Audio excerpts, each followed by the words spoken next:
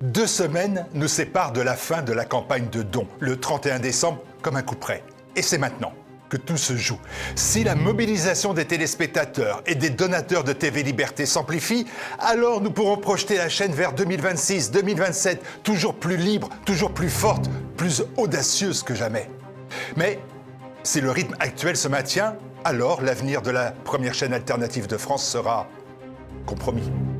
Et quel cadeau ce serait? Un cadeau pour ceux qui rêvent de 2026 et de 2027 sans contestation de leur monopole. Une victoire pour ceux qui veulent des médias tenus par l'État, par un oligarque ou par les annonceurs. Un triomphe pour ceux qui ont tenté de nous réduire au silence par la censure bancaire. Ne leur offrons pas cette victoire. Ne les laissons pas pavoiser. Protégez TV Liberté. Protégez TVL. Faites un don.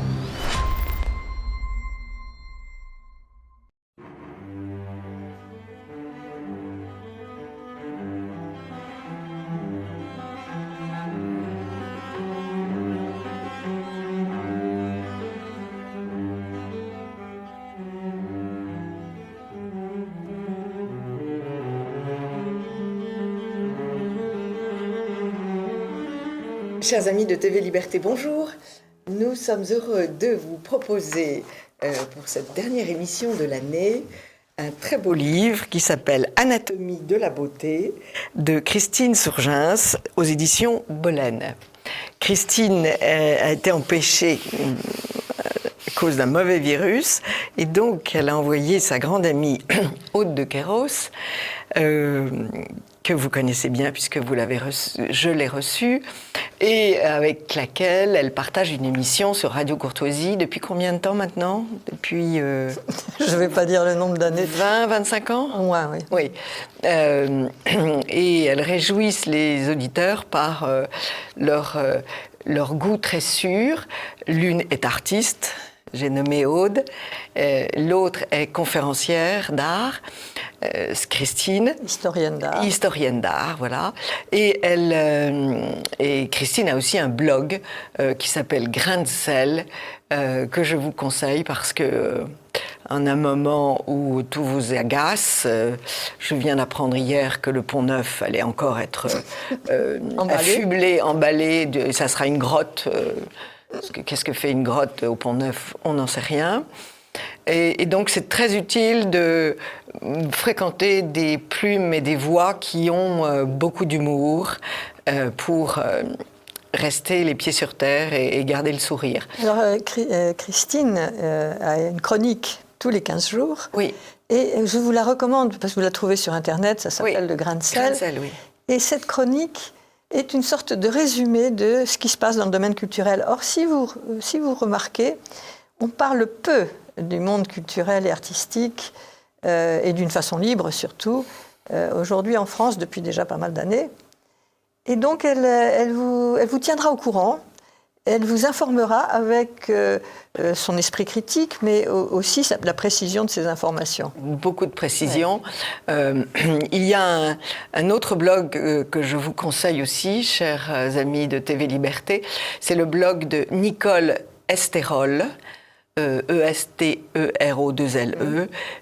qui lui est d'une pugnacité incroyable. Et qui parle de l'actualité d'une façon aussi précise, oui. Parce qu'en réalité, il cite. Et donc, on entre un peu dans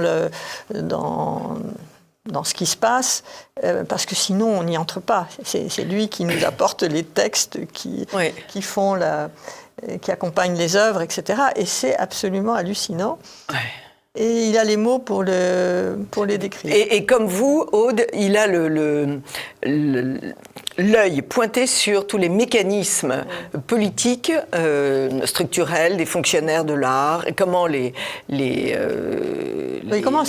l'argent est attribué. Comment ça fonctionne. Et il est redoutable, et lui aussi d'un humour... Et c'est surtout des informations qu'on a nulle part. Donc. Il faut vraiment aller les chercher Oui, pour oui, pouvoir, mais là, elles sont à la disposition. pour pouvoir les mettre à disposition. Sont à la disposition. Oui. Et si l'on parle d'argent, le Christ de Rubens qu'on vient de redécouvrir a été vendu 3 millions et il est parti en Angleterre. On a beaucoup d'argent pour payer le type qui emballe le pont, mais on n'a pas d'argent pour garder ce Rubens qui était quand même exceptionnel. Voilà la présentation de ces 3 personnes. Quant à moi, je dois vous dire que j'ai une allergie assez prononcée sur l'art contemporain, sur la place qu'il occupe dans notre pays aujourd'hui, et que j'ai participé à des actions bien précises et qui ont été reconnues contre Jeff Koons et Murakami au château de Versailles, parce que je ne voulais pas que, comme Aude l'expliquait parfaitement, que des artistes s'installent au château, qui était une très belle zone de chalandise, pour donner de la valeur à des œuvres qui n'en auraient pas eu autant si elles n'avaient pas été à Versailles. Voilà. Alors, rappelons vos livres, chère Aude. Alors oui. Et parce que 2 livres qui viennent d'être publiés en livre de poche.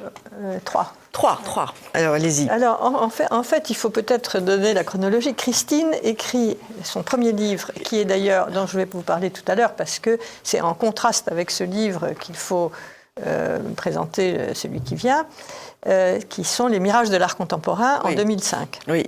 Et mon premier livre, lui, date de 2007. Enfin, en tout cas, mon premier livre sur le sujet date de 2007, et c'est L'art caché. L'art caché, oui. Et après, il y a eu... L'art caché étant celui qu'on ne voit pas, puisque les projecteurs sont tournés essentiellement sur l'art contemporain. Pour résumer. Pour résumer très rapidement. Et ensuite, c'est l'imposture de l'art contemporain, c'est-à-dire comment, en fait, c'est une utopie financière, qui fonctionne d'une certaine façon, parce que sinon on ne comprend pas comment on peut allier des choses qui paraissent nulles à une valeur astronomique. Oui. Donc ça m'a permis d'expliquer le mécanisme financier et économique de ça. Et puis après, j'ai écrit la géopolitique de l'art contemporain, qui montre comment le système est mondial. Et ensuite, le dernier, nous étions 20 ans après, il était possible enfin de décrire la scène non officielle française de l'art aujourd'hui. Et j'ai appelé ça l'art caché dévoilé. Disons, c'est la concurrence de l'art contemporain. Exactement. Donc en fait, moi je me suis occupée beaucoup plus de la question historique, d'expliquer l'époque. Et Christine, elle a fait un tout autre travail. En écrivant Les Mirages de l'art contemporain, elle a fait quelque chose que personne n'a fait avant ni après, c'est-à-dire que veut dire l'association des 2 mots art contemporain. Les gens pensaient que c'était l'art d'aujourd'hui. Or, il est évident que ce n'est pas tout l'art d'aujourd'hui, puisque, disons, l'art contemporain, si on regarde les choses avec précision, c'est peut-être 20% à tout casser. Et que l'art continue par ailleurs autrement. Et donc, en fait, c'est un mot de guerre, c'est une arme de guerre, si vous voulez, ce mot-là, qui a servi à destituer la France comme capitale des arts. Si Alors, petite parenthèse, en effet, c'est une arme de guerre. Qui tient l'arme de guerre? Veuillez nous le rappeler. Je range en ce moment tout mon bureau et je retrouve des papiers fantastiques. Et je retrouve un article de l'Indépendant, ce journal anglais, dont le titre est « L'art moderne était une arme de la CIA ». Alors, tout le monde le sait dans les pays anglo-saxons depuis très longtemps, mais c'était une vérité à ne pas savoir en France, tabou pour des tas de raisons. Et c'est très intéressant parce que en fait, ça a été une arme de guerre qui a vaincu. Et la guerre culturelle a été gagnée. Oui. Et quand le système soviétique est tombé, en 91, on peut dire qu'ils avaient déjà gagné la guerre culturelle déjà dès les années 70. Pourquoi ils se sont servis de... en fait, donc l'URSS est l'ennemi de l'Amérique et la Russie, on va l'appeler l'éternelle Russie, garde sa suprématie artistique parce qu'il y a eu la révolution sauf dans les écoles d'art. Et donc, en Russie, on continue à savoir peindre, à savoir dessiner de façon extraordinaire, et alors que c'était pas du tout la même chose en Amérique. Et donc, Non, c'est pas tout à fait ça. En Amérique, il y a toujours eu tout. Simplement, ils ont utilisé pour destituer. Ils sont quand même obligés de venir ils sont quand même obligés de venir en Europe pour voir la Renaissance italienne et l'école française. Vous trouvez aujourd'hui des écoles d'art académiques aux États-Unis que vous ne trouvez pas en France. Oui, mais alors qu'est-ce qui s'est passé? Comment ont-ils fait? Pourquoi la CIA décide en 47 plus exactement, ils se rendent compte qu'ils ne gagneront jamais la guerre tout court s'ils ne gagnaient pas aussi la guerre culturellement. Parce que qui, en Europe, faisait tomber tout du côté communiste, c'était le monde des intellectuels et des artistes. Et donc, il fallait s'occuper de ces intellectuels et de ces artistes qui étaient la référence de tout le monde. Il y avait un prestige pour l'art et la vie intellectuelle en Europe tout à fait formidable. Donc, il fallait véritablement attaquer les élites plutôt qu'autre chose. Et ils ont trouvé plusieurs armes, dont l'art contemporain. Mais cette arme-là, ils ne l'ont découverte ou ils ne l'ont conçue qu'après avoir raté dans d'autres domaines et qu'ils l'ont conçue dans les années 60. Donc le mot apparaît comme art contemporain dans les années 70 et il ne désigne que l'art conceptuel. Secrètement que l'art conceptuel. Et en réalité, si vous regardez la définition de l'art, si vous regardez, c'est ce qu'a fait Christine, de définir ce que voulait dire art contemporain en faisant l'analyse sémantique de cette expression et de toute sa typologie, c'est-à-dire de toutes les manières de se manifester et quel était le dogme de fond. Alors, le dogme de fond... Attendez, avant de venir au dogme de fond, j'en reviens à la méthode de la CIA. Ils ont soutenu des peintres qui n'auraient jamais connu la gloire et le salaire qu'ils en ont obtenu, comme Pollock. Ils ont organisé des expositions, ils ont financé des expositions en Europe pour faire monter ces personnalités et on n'en est toujours pas revenu. Alors, en fait, il y a deux phases. Il y a la première phase qui est jusqu'en 1960 où ils ont pris comme art d'avant-garde l'expressionnisme abstrait américain qu'ils ont promené partout, etc. Sauf que ça n'a pas pris en Europe parce que l'abstraction existe en Europe depuis avant la guerre de 14. Oui. Ça n'a impressionné quelques personnes. Puis je vais vous dire, l'expressionnisme abstrait américain, ça ne me dit rien. Je n'ai aucune image derrière. Disons que la modernité en Europe était beaucoup plus foisonnante, beaucoup plus diverse. Et disons que Paris était la capitale de l'art parce que, en fait, tous les courants étaient présents à Paris. Et vous aviez une modernité néoclassique, vous aviez une modernité abstraite, figurative, vous avez tout. Et tout ça, ça bouillonnait, ça foisonnait, le monde entier venait. Et ça, ils n'arrivaient pas à décrocher. Et ils y sont arrivés avec la ruse de l'art contemporain qui n'est pas abstrait, qui n'est pas moderne. C'est pas de l'art moderne, c'est tout autre chose, c'est de l'art conceptuel. Et en réalité, la définition de l'art conceptuel est l'inverse de la définition de l'art qu'on pouvait avoir d'une façon naturelle. Donc, c'était très important de démonter cette arme sémantique pour faire comprendre aux gens que quand on leur a parlé d'art contemporain, il ne s'agissait pas de tout l'art d'aujourd'hui. Surtout en France, où peu à peu, on a eu un État qui a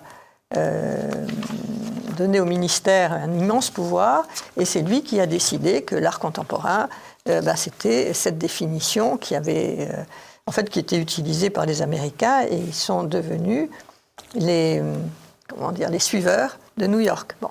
Donc ça, c'était le fond du livre de 2005 de Christine Surjas, nous donnait l'explication de cette arme sémantique et comment elle fonctionnait.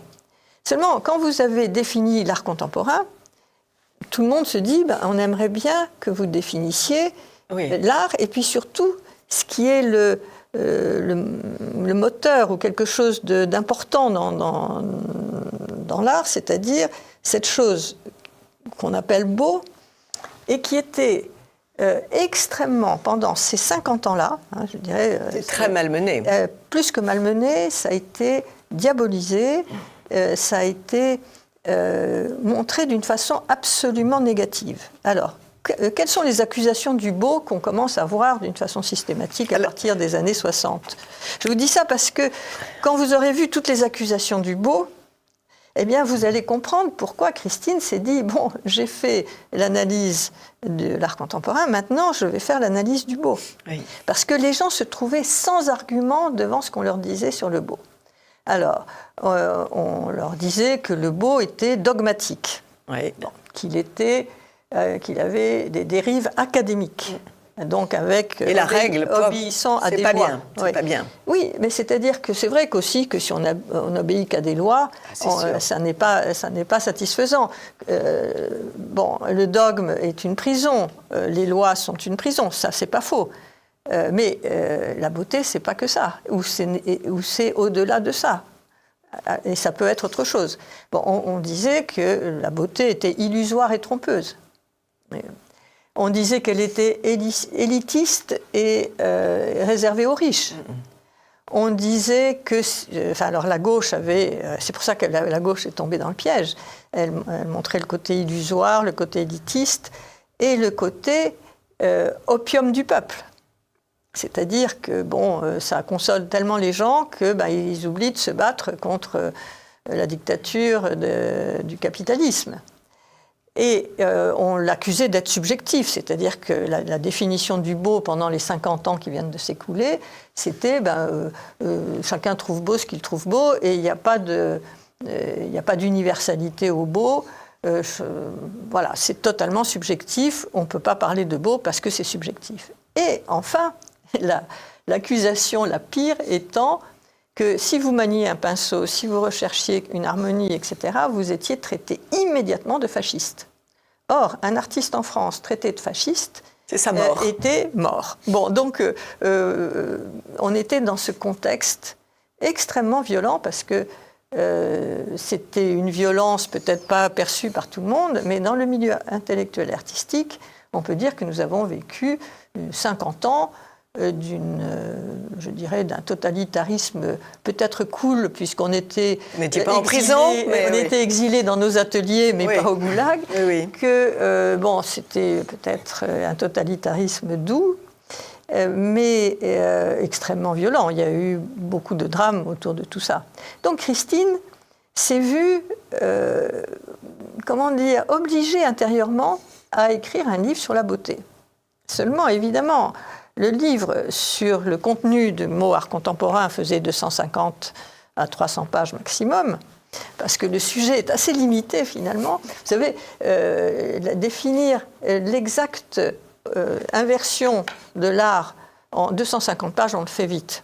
Hein. Mais après, elle s'est mise, et la tâche a pris énormément de temps, parce que elle s'est trouvée devant quelque chose de colossal. Comment définir le beau ?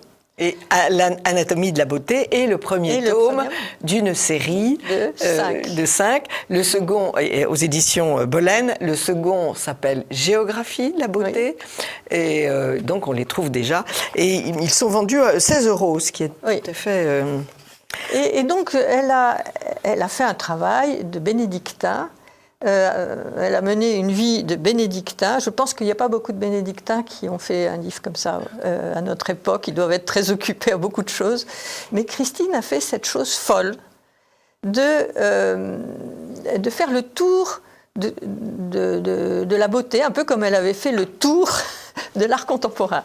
Seulement, quand elle est allée chez elle avait déjà un éditeur, l'éditeur était prêt à l'éditer, etc., et tout était merveilleux, tout allait démarrer. Et tout d'un coup, l'éditeur lui répond, on est après le Covid, cher ami, nous n'éditerons pas votre livre. Oui, parce que c'est trop. Mais il dit, mais madame, votre livre fait 600 pages. Oui. Aucun éditeur vous prendra un livre de 600 pages. Et donc, elle a trouvé un autre éditeur, c'est une jeune maison d'édition pleine d'allant et et de créativité qui s'est dit, mais aucune importance, on va faire un feuilleton. Alors, on va lui donner la parole dans l'un de ses premiers chapitres, de l'évidence du beau, de sa prétention à l'universel. Convaincre du beau ? Le beau survient en nous aussi facétieux qu'un rayon filtrant des nuages. À ceux dont l'œil est vif, l'ouïe fine, l'attention aiguisée, c'est une évidence immédiate. On prend un coup de beauté comme un coup de soleil. Pour les fatigués, les préoccupés ailleurs, un temps d'acclimatation est nécessaire. Le beau, c'est unir pédagogie et séduction. Seducere signifie mener à soi, adapter son allure à la nôtre. Mais lorsqu'enfin, ou soudain, graduellement ou brusquement, il irradie dans toute sa splendeur, c'est indubitable, incontestable. Il fait beau comme il fait jour. La beauté resplendit non seulement sur nous, mais alentour, bien qu'elle ne fût que d'un morceau de musique, d'une strophe, d'un tableau et son petit pan de mur jaune. Il lui suffit d'être beauté pour que tout s'unifie et jubile dans son halo. Ainsi, dit-on, le silence qui suit la musique de Mozart est encore du Mozart. Voilà, je voulais donner une idée de sa prose, parce que c'est un livre qui n'est pas toujours facile, je vous préviens tout de suite, qui est d'une richesse de citations, d'interprétations, d'allusions à tous ceux qui ont parlé de la beauté, que ce soit des artistes ou des philosophes, tout à fait étonnante. J'en connais pas la moitié, j'ai appris beaucoup de choses, mais elle a aussi des moments de pure joie que je trouve magnifiques. Le beau survient en nous aussi facétieux qu'un rayon filtrant des nuages. Voilà, donc c'est intéressant de dire qu'à la fois vous avez une analyse qui va vous donner des arguments et avec donc une sorte de rigueur, puisqu'elle va décrire un certain nombre de choses. Et à la fois, son but n'est pas de donner une théorie, ni un dogme, ni une idéologie sur la question, ni même une définition tout à fait conceptuelle. Alors évidemment, ça prend toutes ces pages dont nous avons parlé tout à l'heure, et elle a fait ça avec une démarche d'historienne d'art. C'est très important. Elle ne se place pas du point de vue de l'artiste, donc c'est important parce que vous allez avoir des lecteurs différents. Oui. Vous avez les amateurs qui vont être très intéressés de lire parce que parfois ils cherchent des critères, des raisons, des arguments qu'ils n'ont pas forcément, et ils ont simplement leur sensibilité qui les attire, mais ils aimeraient aller un peu plus loin dans le regard qu'ils posent. Mais ça peut intéresser ceux qui s'intéressent à l'art justement comme arme culturelle, enfin même politique. Oui, sauf que l'art n'est pas une arme, l'art est un bonheur. Et s'en servir comme une arme, voilà, c'est déjà la preuve d'un cerveau malade. Mais c'est certain. Mais d'un autre côté, l'homme politique est obligé de comprendre, et il l'a compris, c'est pour ça qu'il s'en sert comme arme, que la beauté a un immense pouvoir. Et il y a beaucoup de gens qui l'ignorent d'ailleurs. Parce que le mot beauté, comme je vous dis, n'a absolument pas le prestige. Dans une conversation ou dans un débat, vous verrez que depuis maintenant 50 ans, personne n'emploie ce mot. C'est un mot tabou. Absolument. Mais vous savez, quand j'ai reçu le livre de Christine, Anatomie de la beauté, vous savez à quoi j'ai pensé ? Immédiatement, c'est une intuition, hein, la leçon d'anatomie de Rembrandt. Et le corps allongé qui est en train d'être disséqué, je me suis dit, c'est la beauté. En fait, on a tellement disséqué la beauté qu'elle est morte. Et en fait, ce livre, c'est une espèce de résurrection. Elle redonne chair, elle redonne vie à la beauté. Parce que on a tout détruit. C'est pas moi qui le dis, c'est Jean Clair. La situation de l'art n'est qu'un exemple parmi d'autres d'un effondrement plus général du rapport à la mémoire, c'est-à-dire à la culture. L'art, pourrait-on dire, ne touche qu'une petite élite de gens cultivés ou qui se croient cultivés. Mais, plus étonnant en France, dans d'autres domaines, on assiste à l'effondrement de l'enseignement de l'histoire, plus grave encore, celui du sens de la langue même. Donc c'est vrai que si on n'a plus le sens de la langue, on ne peut même plus exprimer son admiration pour une chose belle. Alors, il faut comprendre que la définition de l'art contemporain, c'est que l'utilité, d'abord, c'est un art utile, et il a comme utilité de déconstruire tout ce qui existe, parce que tout ordre est dangereux. Oui. Si vous voulez, ça va au-delà du nihilisme. Hein, l'art contemporain, la postmodernité n'est pas un nihilisme, c'est une inversion. Alors, quand vous avez un système où vous avez comme devoir, comme artiste, de tout déconstruire, de tout critiquer, de tout dénoncer, si vous voulez, et que le mot beauté est un mot criminel, vous vous apercevez qu'en 50 ans, tout le monde a perdu l'idée d'argumenter sur la question. Et au fond, ce livre permet aux uns et aux autres, en se promenant, parce qu'on ne peut que se promener dans ce livre. Oui, oui. C'est même à avoir sur sa table de nuit, l'ouvrir avant de s'endormir, et on va tomber sur une citation absolument merveilleuse, sur une entrée dans les profondeurs un peu particulière, etc. Et on en a absolument besoin pour argumenter. Et alors, c'est peut-être, certains vont critiquer le côté très structuré du livre, mais c'est le seul livre qui présente ça. Il n'y en a pas d'autres. Moi, j'ai lu un peu tout ce qui a pu paraître, comme elle d'ailleurs, au XXe siècle sur la beauté. Et il y a eu des grands textes sur la beauté, parce que le XXe siècle a apporté des choses dont elle parle de tout ça dans le livre. Oui, elle parle de tout ça. Au XXe siècle, on a donné une définition différente de l'art et de la beauté en disant que c'est une présence et que c'est une vie. Chose que avant on ne disait pas parce que c'était pas nécessaire de le C'était tellement évident. C'était tellement évident. Oui. Mais bon, vous avez des gens comme Bergson, Gilson, Claudel, Vladimir Veidlé qui parlent de ça. Mais aujourd'hui, ces textes-là, personne ne les connaît, alors que ils ont été absolument célèbres. Il y a Solzhenitsyn aussi qui parle Christine en parle dans sa préface, cette ancienne trinité que composent vérité, bonté et beauté. Et en fait, on ne connaît que mensonge, méchanceté, agression permanente et laideur. Et donc on est tout de même assez malheureux. Alors donc, et deuxième citation que je trouve très belle, c'est celle de saint Thomas d'Aquin. Le 4e remède contre la tristesse, contempler la splendeur de la vérité, de la nature ou d'une œuvre d'art. Exactement. Voilà. Et bon, et ça on le sait depuis toujours. Et ça il faut le faire parce que... l'autre citation que j'aime beaucoup, c'est celle de Keats. La beauté est un bonheur pour la vie.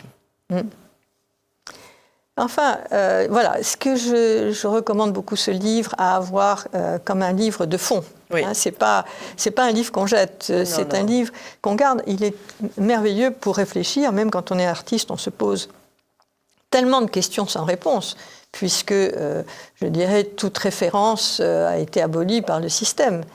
Donc, il y a chez elle un effort à la fois de l'œil et aussi intellectuel de nommer les choses, qui est fondamental, qui va peut-être paraître pour certains trop rigoureux, mais au contraire, prenez ce livre pour ce qu'il peut vous apporter et que personne d'autre ne vous apportera. C'est un livre qui va structurer un peu votre regard en disant mais qu'est-ce que cette anatomie du beau, qu'est-ce que c'est? Et alors elle va dire bon ben dans la beauté la subjectivité elle est fondamentale puisque chaque beauté est singulière. Il y a une unité dans la beauté, mais cette unité singulière.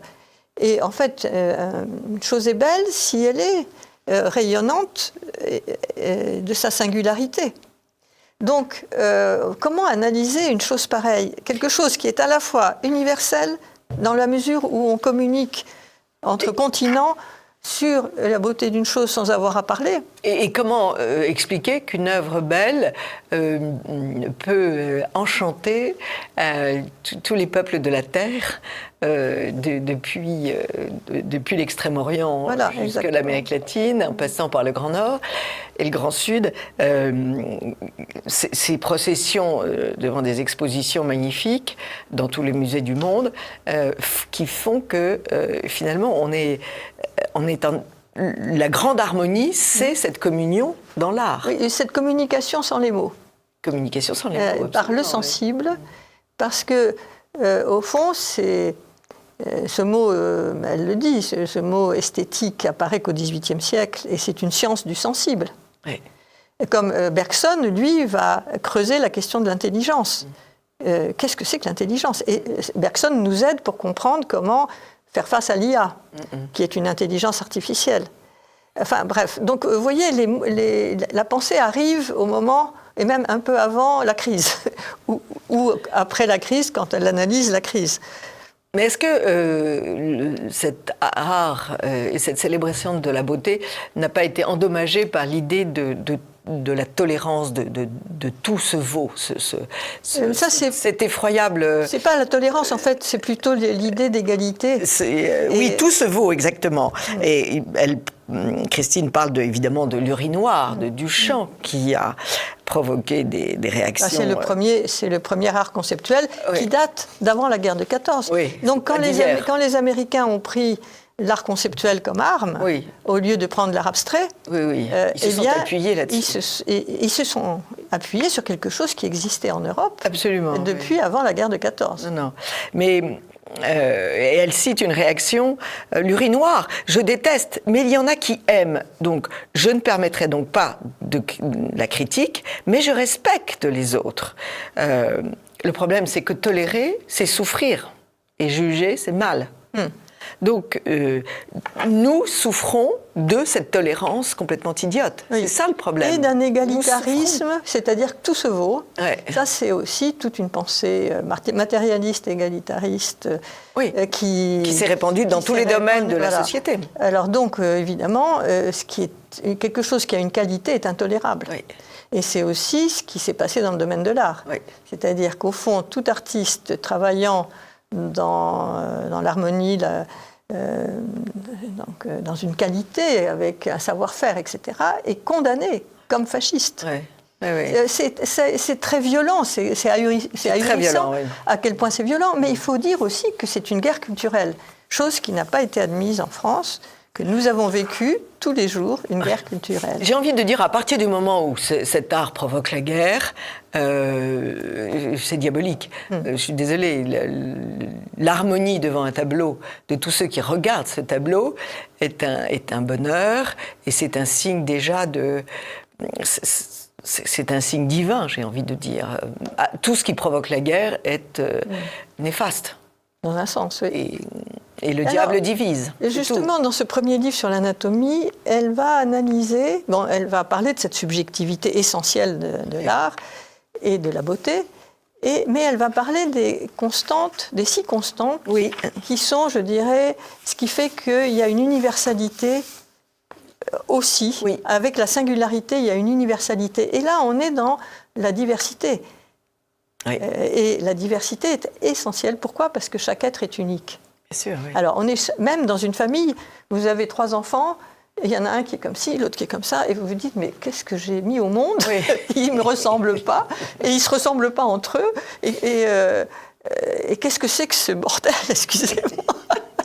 Donc, vous voyez, le problème se pose tous les jours autour de la table familiale. Donc, vous imaginez avec l'art, et puis avec tout le reste, comment la vie est complexe. Alors, quelles sont ces 6 constantes ? Parce que pour vous montrer un peu le côté très clair, très organisé, très structuré, qui peut nous apporter beaucoup. C'est follement intelligent. À nous artistes ou à nous amateurs. Alors, les 6 constantes, c'est que, disons, la beauté essaye d'ordonner le chaos. Et en faisant cela,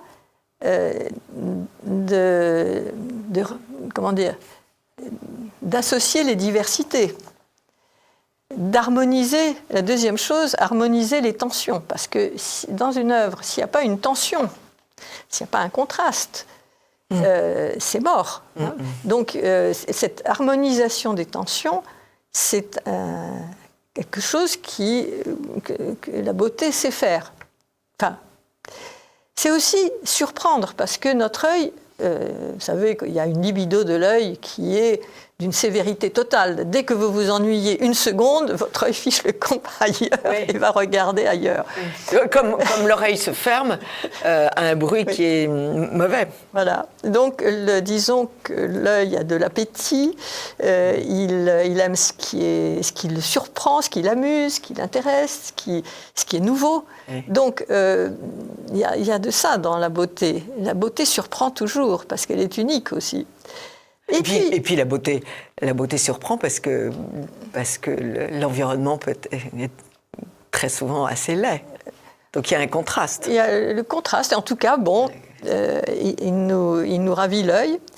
Alors cet effet de surprise est très important pour l'œil. Et puis alors il y a cette chose dont commence à parler Gilson et dont commence à parler Claudel, dont commence à parler Weidler, qui est que l'œuvre d'art est un objet habité, où il y a une présence et où il y a une vie.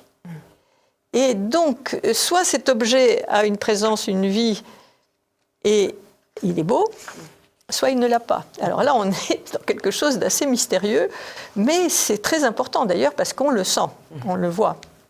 Et puis après, elle parle que la beauté ne peut pas ne pas avoir du sens, et un sens profond, même si ce n'est pas un sens conceptuel, même si ce n'est pas un discours. Et enfin, la beauté exige une résonance chez celui qui regarde. Elle appelle ça la commutativité, c'est-à-dire que l'œuvre et le public sont liés. Oui.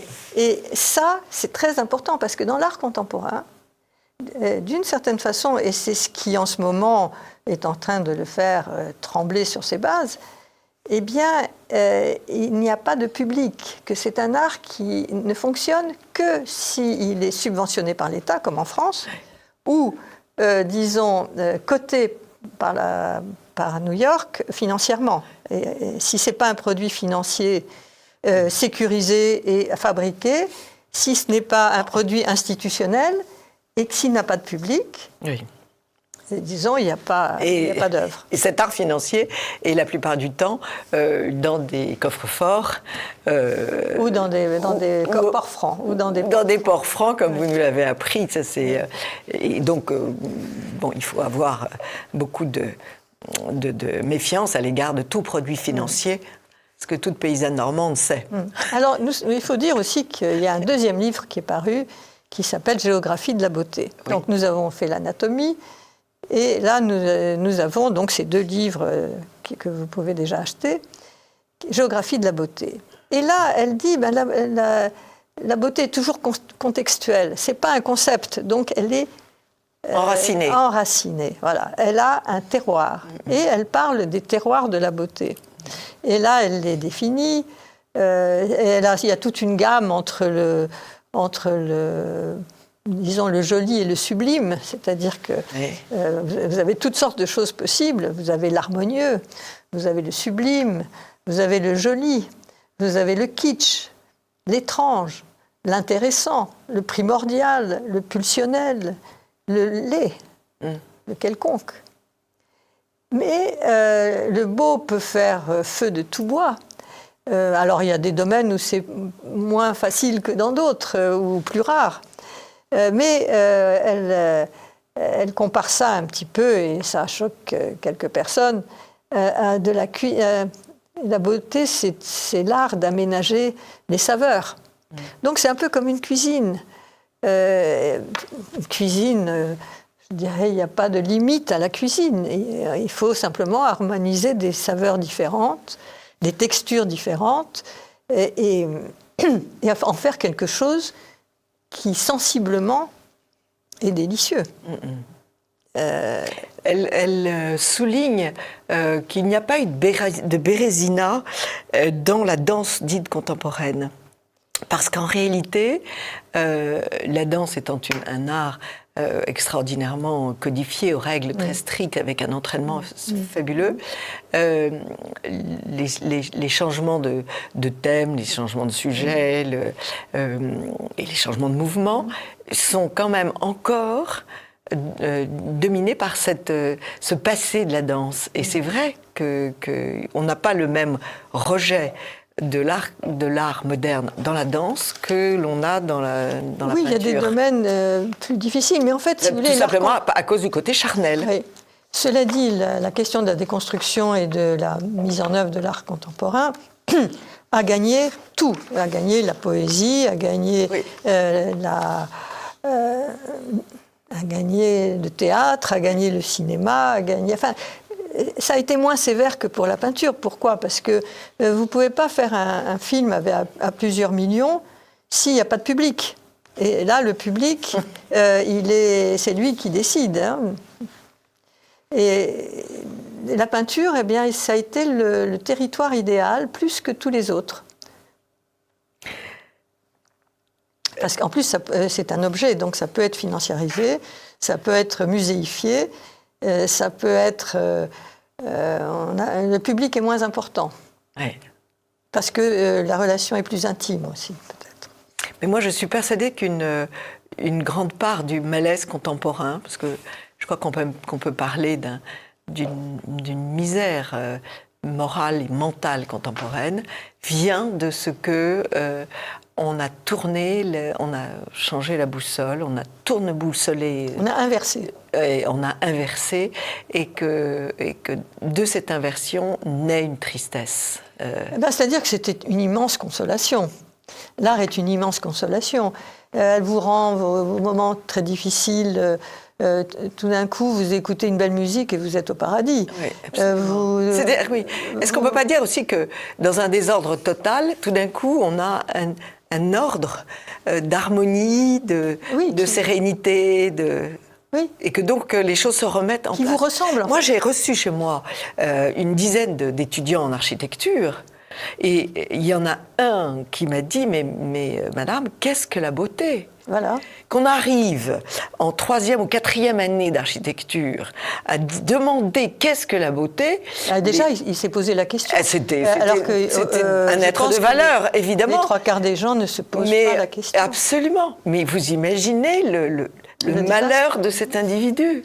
Les architectes, c'était quand même des gens... c'est eux qui créaient l'harmonie. C'est le principal art, c'est l'architecture, puisqu'ils nous créent l'harmonie de la ville, ils nous créent l'harmonie de l'habitat. L'architecte qui met tout ça dans de bonnes proportions, s'il fait des choses, s'il nous fait des cages à poules pour vivre, nous devenons cages à poules. Nous devenons aussi moches que nos habitations. Voilà, oui. Ah non, Et vous savez, on peut avoir une habitation modeste.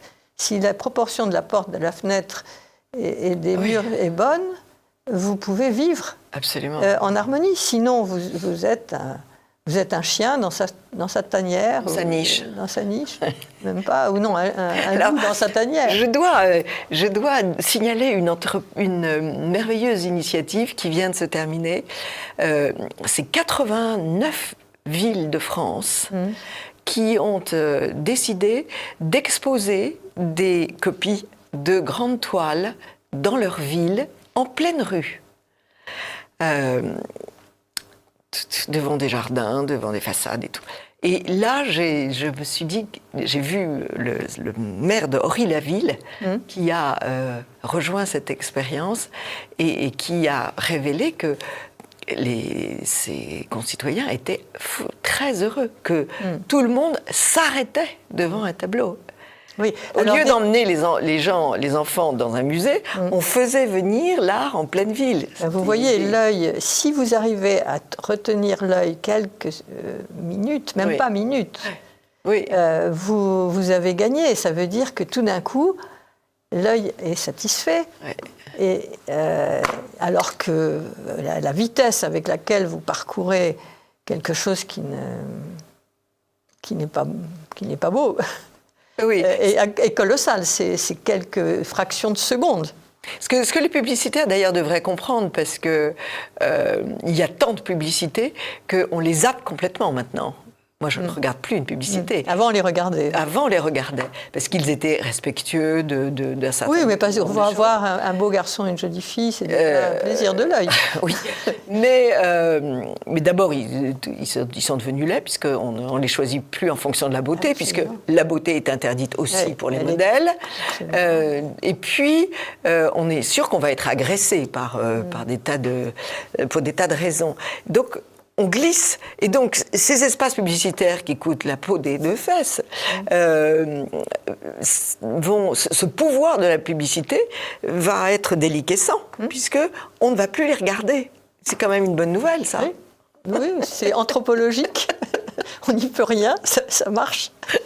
Et disons qu'il y a un côté anthropologique dans l'art et la beauté qui... s'il n'y a pas de beauté, on ne fait pas de bébé. Absolument. On est désespéré et on ne fait pas de beauté. Et alors, oui, j'aimerais aussi dire quels sont les 3 qui suivent, Oui. qui ne sont pas encore édités, dont on on reparlera, et elle viendra vous en parler mieux que moi. Oui. Et alors, donc, celui d'après, c'est les bienfaits du beau. Oui.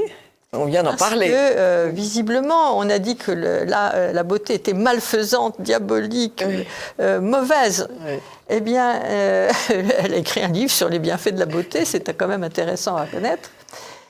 Ensuite, elle a fait un livre sur la beauté, les beautés singulières. Oui. Oui, Parce que c'est très intéressant, on ça, revient oui. à cette idée de la diversité de l'être humain, et donc à la diversité de la beauté. Bien D'ailleurs, sûr. vous n'avez jamais vu 2 personnes identiques depuis le début de l'humanité, Oui, oui. et que vous avez combien il y a eu tellement de beautés Différentes, oui, bien sûr. différentes. Oui, oui. Bon, donc beauté singulière. Et puis elle clôt avec ce que nous avons connu de tout à fait fantastique et que, je dirais, les élites françaises n'ont pas vu, pas reconnu, c'est Guerre à la beauté. Guerre à la beauté, oui. Et donc, elle nous parle de ce qui cette s'est passé, guerre de à ces la 50 ans de guerre à la beauté. Oui, vous l'avez tous senti, chers amis de TV Liberté, je le sais, je le sens, mais que c'est quand même fantastique de voir ces choses-là dites, exprimées, et qui permet finalement de ne plus voter pour des gens qui vont vous présenter des laideurs et manifester ce besoin de beauté. Je répète souvent la phrase d'Offenbach dans La Belle Hélène, nous voulons de l'amour, n'en fut-il plus au monde, eh bien nous voulons de la beauté. Et il y en a encore dans ce monde. Il y en a partout si on se donne la peine de regarder. Si on se peine, et mains artistes vivent et créent et offrent des choses merveilleuses, et il faut absolument ne pas rester immobile, il faut aller chercher ces œuvres. Alors, merci beaucoup. Il faut dire donc le grain de sel de Christine Surjas, Oui. le blog de Christine Surjas, tout ça c'est sur Internet. Absolument. Et celui de Nicole Lesterol. Merci beaucoup, Aude de Queyros. Et lisez en livre de poche, c'est les derniers livres d'Aude. Et il faut les offrir aux jeunes pour qu'ils soient... on va utiliser le mot américain, pour qu'ils soient armés pour toutes ces sonneries qui nous environnent. Merci beaucoup, Aude de Queyros. À très vite et très joyeuse et heureuse et sainte fête de Noël, chers amis de TV Liberté. Voilà. Bonjour, chers amis de TV Liberté. Nous filons au cinéma avec Renaud de Bourloff, qui a un bon film à nous proposer. Jean Valjean. Bonjour Anne, oui en effet, Jean Valjean, alors Les Misérables, l'œuvre littéraire, enfin l'une des œuvres littéraires les plus adaptées au cinéma avec Les Trois Mousquetaires et Le Comte de Monte-Cristo, et aussi Roméo et Juliette chez nos amis anglo-saxons. Cette fois-ci, c'est une adaptation plutôt originale. C'est un film qui se concentre sur la rencontre entre Jean Valjean, qui vient de sortir du bagne, et l'évêque de Digne, Monseigneur Myriel. Et oui, parce que N'oublions pas que dans ce très gros pavé Les Misérables de Victor Hugo, Jean Valjean n'apparaît qu'au 2e chapitre. Vous savez, vous avez 5 livres, vous avez le livre 1 intitulé Fantine, du nom de la mère de la petite Cosette. Et dans ce livre 1, vous avez plusieurs chapitres, et Jean Valjean n'est mentionné qu'à partir du 2e chapitre. Le premier chapitre est vraiment consacré à la personnalité de cet évêque de Digne, dans le sud de la France, qui fait l'objet de tout un chapitre, alors que finalement, très vite, on ne le reverra plus tout au long du roman, qui s'étale sur plusieurs années. Mais qui a un rôle très bienfaisant. Il a un rôle majeur, parce que lorsque nous voyons Jean Valjean qui sort du bagne plein de colère, plein de haine, il a passé 19 ans au bagne pour un vol avec effraction. Bon, on se dit 19 ans pour ça, c'est beaucoup. Si on nuance un petit peu, il était condamné seulement à 5 ans, il a fait ensuite 14 de plus pour des tentatives d'évasion. Ça a toujours très mal marché. C'est vrai qu'il sort avec beaucoup de colère en se disant que sa sanction, même s'il en méritait une, était beaucoup trop dure par rapport à ce qu'il avait fait. De surcroît, il est rejeté partout où il va. Il se présente parce qu'il y a toujours son passeport d'ancien bagnard, donc les gens se méfient de lui. Les gens pensent... Enfin, même les gens, parfois, peut-être une peur qui peut, malheureusement, dans certains cas, être légitime. Peut-être qu'ils ont peur d'avoir un violeur ou un assassin, ce que notre Jean Valjean n'est pas, mais il va avoir cette crainte. Il est dit dans le roman, ça fait longtemps que je l'ai lu, il est dit pourquoi il est incarcéré. Quel était son vol ? Un vol d'un pain dans une boulangerie, avec effraction. Un pain. Du pain dans une boulangerie, avec effraction, voilà, d'où les 50 bagnes. 50 bagnes, plus 14 ans qui vont se rajouter pour des tentatives d'évasion. Et donc il ne va trouver la lumière qu'auprès de Monseigneur Myriel, qui va l'accueillir, ne pas le juger, et Jean Valjean il est encore endurci. Il s'en va au petit matin en ayant volé l'argenterie de l'évêque. Oui. Lorsque les gendarmes le retrouvent, notre évêque il dit... Il applique cette parole d'évangile, si on vous prend votre manteau, laissez donner. Et il va même jusqu'à lui donner encore les fameux chandeliers d'argent dont Jean Valjean, je crois, ne se séparera jamais. Il va utiliser l'argent de la vaisselle pour faire du bien, mais les chandeliers, il ne voudra jamais s'en séparer. Ou il ne pourra s'en séparer que lorsqu'il devra fuir devant Javert, mais il y tiendra comme à la prunelle de ses yeux en souvenir de cet évêque. Donc vous voyez, 1h30 de film qui sur vraiment cette rencontre entre Jean Valjean, qui est joué par Grégory Gadebois, très convaincant. Il est fantastique, cet acteur. Oui, un personnage encore rustre, encore endurci, très bien. Bernard Campan, très bon évêque, avec son air bienveillant. Oui. La sœur de l'évêque est jouée par Isabelle Carré, très juste. Leur gouvernante par Alexandra Lamy, là aussi, dans ce personnage de femme un peu bégasse, un peu méfiante vis-à-vis de cet ancien bagnard. Le film est vraiment très bien joué. L'atmosphère est très obscure. Convaincant. Et l'atmosphère, oui, tout à fait. L'atmosphère est assez obscure. On est dans des tableaux de la tour. Et on peut aussi, par ailleurs, apprécier les fameux paysages du Sud que vous aimez, que moi aussi j'aime bien aussi. Le film montre aussi un peu toute la complexité, ou peut-être à l'inverse, plutôt la trop grande simplification de Victor Hugo, qui parfois fait un peu le syncrétisme entre le christianisme et l'humanisme et les Lumières. Bon, vous savez, Victor Hugo, il avait une pensée un peu particulière, mais il y a de belles choses, vraiment. Oui. Et on a beau dire dans le film, quand on voit Jean Valjean qui est ramené chez Monseigneur, qui lui dit qu'il appelle « mon ami, voici vos chandeliers », pas s'empêcher d'être très très ému par cette scène. Voilà. L'occasion aussi de nous replonger dans les autres adaptations des Misérables, de faire un petit peu le point, parce que, comme je l'ai dit, c'est un des romans les plus adaptés au cinéma. Oui, vous avez bien préparé votre sujet. Oui, bon, c'est des films que j'avais déjà vus avant. Il y a une des versions les plus connues, c'est celle de 1958, avec Jean Gabin dans le rôle de Jean Valjean. C'est une adaptation qui a le mérite d'être très fidèle à l'œuvre originale. On trouve même les dialogues, je crois, à peu près exacts comparés à l'œuvre originale. Ça permet de donner un peu un spectacle familial. Bon, seul le point négatif, c'est que je trouve que les acteurs parfois manquent un peu d'expression. Jean Gabin n'est pas dans son meilleur rôle, il aurait pu faire un Jean Valjean plus expressif. Par contre, Bourvil est épatant en Thénardier. Très bien, très bien. Une autre version beaucoup plus sombre, beaucoup plus dure, c'est celle réalisée par Robert Hossein avec Lino Ventura dans le rôle principal. Lino Ventura est excellent en Jean Valjean, son personnage de gros dur qui révèle après un grand cœur est remarquable. Le film est dur, on montre vraiment la misère, la saleté dans laquelle les personnages vivent. Le film montre vraiment une atmosphère réaliste un peu éprouvante. Le face-à-face entre Lino Ventura et Michel Bouquet est remarquable. Et après une autre version plus surprenante, c'est une comédie musicale américaine. C'est un film qui est intégralement chanté, donc c'est un peu déconcertant au début, mais c'est très convaincant, avec Hugh Jackman dans le rôle de Jean Valjean. Bon. Très, très bon aussi. L'actualité au cinéma, c'est aussi la rencontre le 15 novembre au Vatican entre le pape Léon XIV et des personnalités du monde du cinéma. Oui. Donc il a reçu certains acteurs, Viggo Mortensen, Cate Blanchett, qu'on a vu dans Le Seigneur des Anneaux. Il a reçu aussi Monica Bellucci.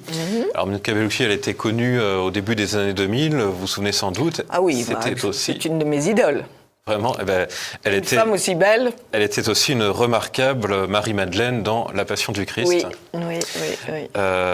Notons aussi, petit aparté, et en plus ça c'est d'actualité puisque nous sommes dans ces derniers jours avant Noël, la fille de Monica Bellucci, Deva Cassel, jouait la Sainte Vierge dans un film qui est actuellement en préparation, qui devrait être tourné dans les prochaines semaines, dont le titre n'est pas encore connu, ni la date de sortie non plus. C'est un film qui va se concentrer sur la fuite de la Sainte Famille en Égypte. Ah oui. C'est étonnant tout de même tous ces films sur la vie de Jésus. C'est un signe des temps tout de même. C'est un signe des temps. Et nous retrouverons d'ailleurs dans ce film Jim Caviezel de La Passion du Christ. Oui. Donc, vraiment cette fois-ci, alors pour des raisons évidentes, c'est pas lui qui reprendra pas le rôle de Jésus, il ne jouera pas l'enfant Jésus évidemment. Non, il va jouer le rôle d'Hérode. C'est une démarche humble de sa part. Après avoir joué notre Seigneur Jésus, il va décider de jouer cette fois-ci un rôle plus difficile, moins reluisant. Donc ça promet d'être un très bon film d'Alejandro Monteverde, vous savez, le réalisateur de Sound of Freedom et de Cabrini, voilà, le film dont nous avions déjà plusieurs fois parlé. Oui. Cabrini, je le signale parce qu'il faut que vous préparez vos cadeaux, chers amis de TV Liberté. Et Cabrini, c'est l'histoire d'une petite religieuse italienne du tout début du siècle qui veut à tout prix aller évangéliser la Chine. Alors, son évêque lui dit « reste tranquille ». Et donc, comme elle est très obstinée, comme bien des femmes, elle va voir le pape, elle va à Rome, et le pape, avec infiniment de clairvoyance, voit qu'il y a beaucoup d'énergie chez cette petite religieuse, et qui lui dit non, rien n'est prévu pour la Chine à l'heure actuelle, mais on a besoin de vous en Amérique, à New York, puisque...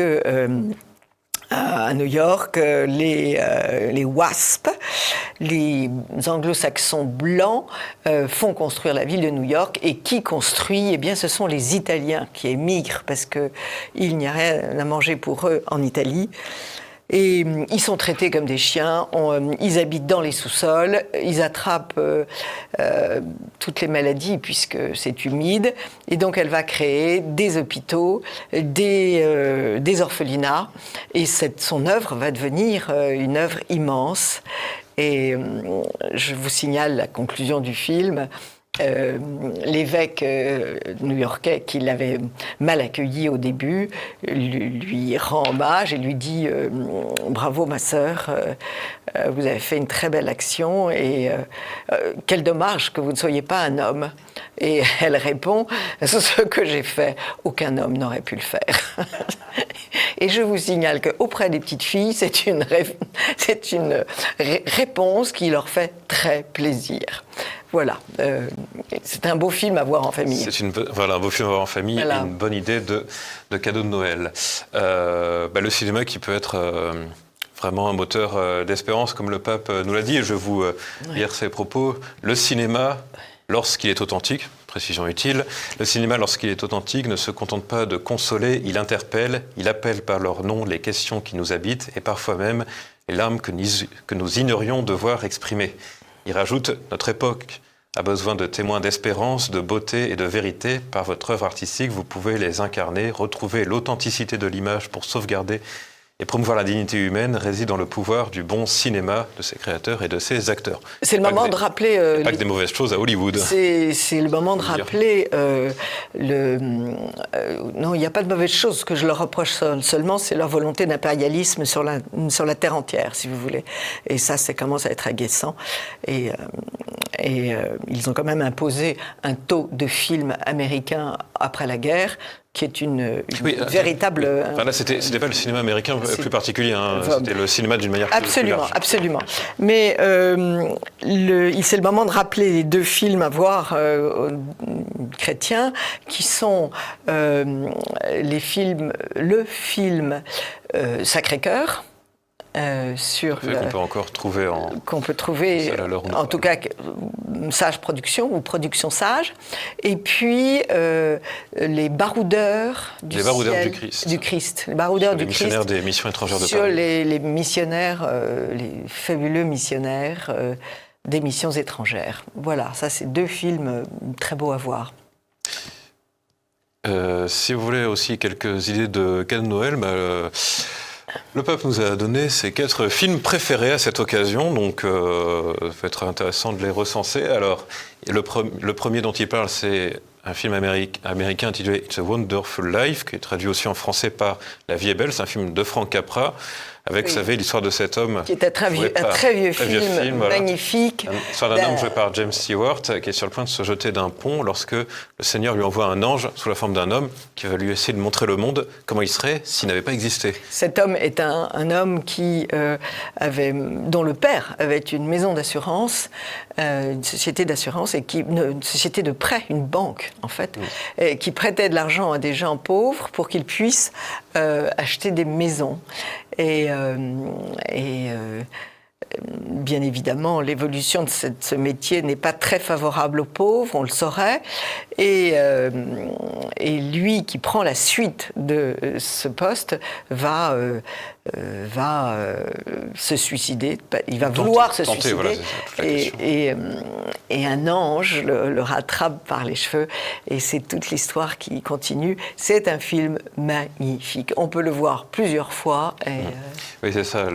Lui montre qu'en fait, tous les petits gestes qu'il a fait dans sa vie ont changé celle de beaucoup de monde. Voilà. On pense un peu à la petite voix de Sainte Thérèse. Voilà.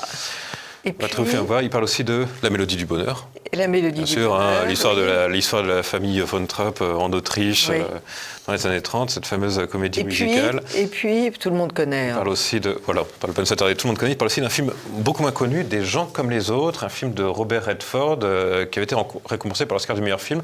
C'est l'histoire d'une famille favorisée qui vit près de Chicago et qui traverse de nombreux drames, de nombreuses blessures. C'est une sorte de drame familial sur une famille au bord de l'implosion.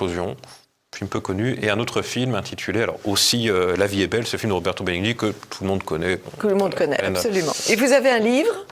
Alors oui, un livre, là encore pour les cadeaux de Noël, Espère, petit manuel pour avoir foi en la vie de Laurent Gué. Ce sont des conseils qu'il adresse à la jeunesse, lui qui a eu un parcours très troublé. Je l'ai reçu pour un Zoom il y a quelques jours. Il faut avoir plus de détails là-dessus. Alors vous êtes en train de vous dire, Anne et nos téléspectateurs pensent peut-être la même chose, mais quel est le rapport avec notre chronique cinéma ? Eh bien justement, je vais y venir.